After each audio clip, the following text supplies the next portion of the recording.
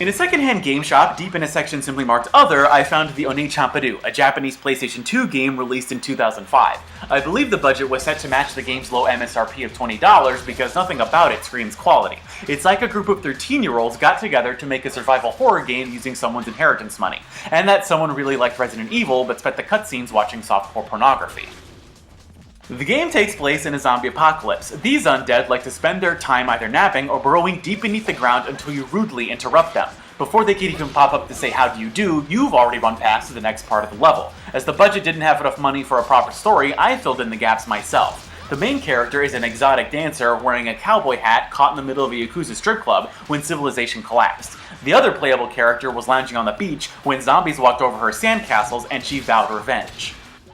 The game contains many unexplained phenomena like a schoolgirl Wolverine and spikes that conveniently block your path until you've killed the right amount of enemies. The design team also decided that plain zombies weren't intimidating enough, so a quarter of the undead are on fire, even when digging themselves out of the ground. Thankfully, your character has the guts to catch fire and not really be bothered by it.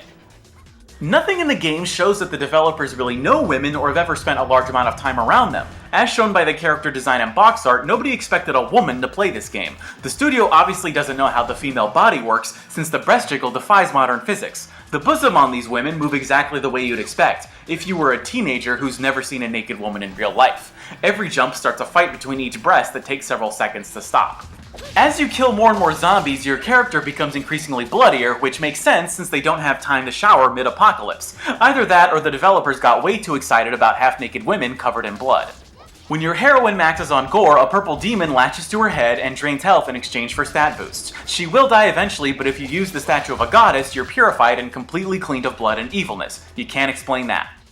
In a game that tosses realism out with sensible wardrobes, it sure is bizarre to see your sword collect so much blood that it becomes too sticky to use properly. I assume the designers wanted to ease in a little difficulty as you're forced to flick the blood off lest your katana gets stuck in a zombie mid-combat.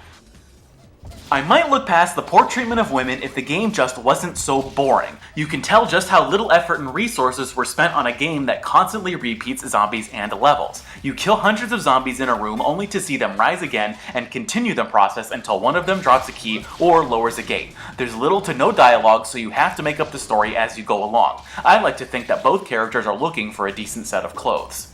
You can tell there just wasn't enough money to spend on important things like variety, animations, or fun. The real tragedy of the Oneechanpuru is that since I purchased this at a used game shop, some poor sucker actually bought this game before I did.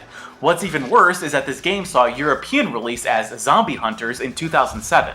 The publisher must have zoomed past the clunky camera and uninspired combat, focusing on the cleavage, expecting it to sell. If you have the misfortune to come across this game, let the dead stay buried.